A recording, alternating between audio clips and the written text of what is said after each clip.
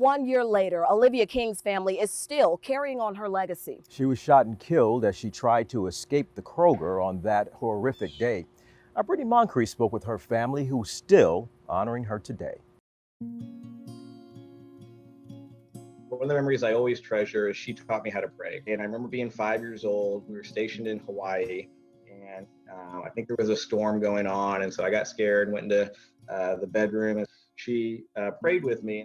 A prayer of protection, peace, and faith that the storm will pass. Olivia King was a devout Catholic, mother, wife, and sister. She was a very giving person, even from when she didn't have anything to give. A giver whose life was taken September 23rd, 2021. 3 of them. 911, where do you need us? Yes, at 240 New Collierville Road, Kroger. We have a shooter in the building. Mom went to Mass every day. She went the morning of the shooting. Jason King is the oldest of Olivia's 3 sons. I had talked to Mom the night before on video chat.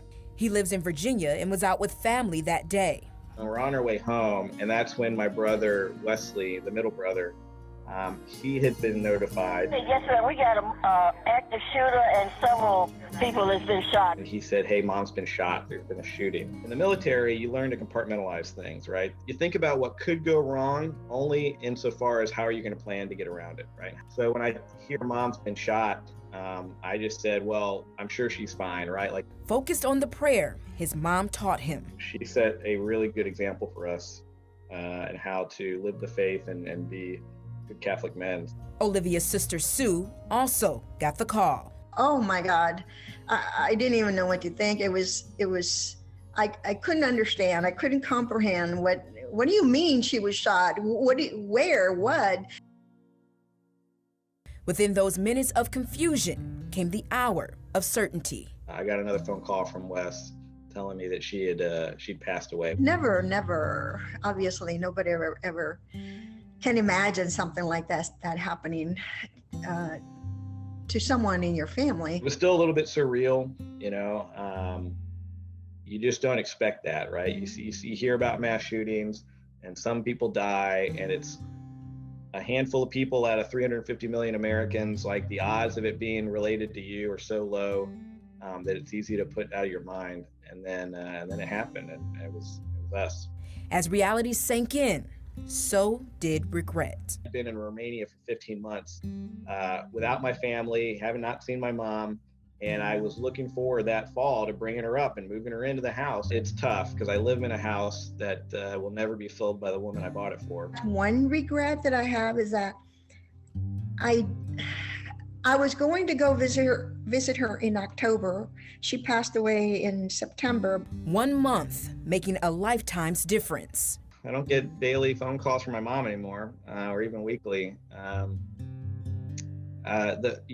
think for some people, the more distance you put between yourself and a trauma, it sometimes gets a little easier. For me, it's been the opposite. I'm 42. I've got my own family. I'm fully capable, right? But at the same time, I was still my mother's little boy. Oh my gosh, there's so many things that I miss about her, but I still have all her texts. I still have her last voice messages, and every so often I go and I listen to her voice. Hey, Sue, this is Miss. I'm on my home. I'm at home now.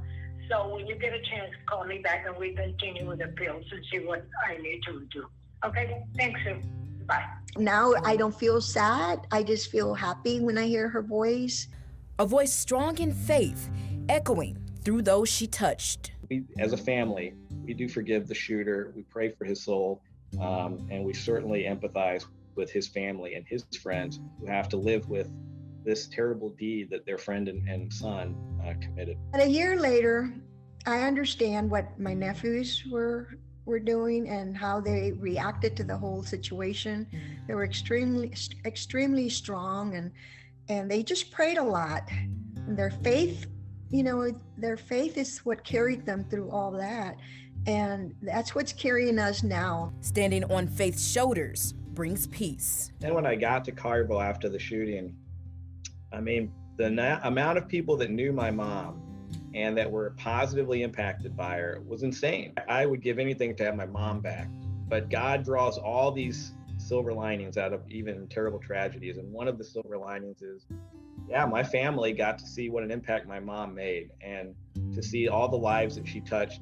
A faithful spirit, continuing to shape the lives of others. During the shooting, there was a man and his son who stayed with Olivia the entire time, praying with her and even notifying her sons of the shooting.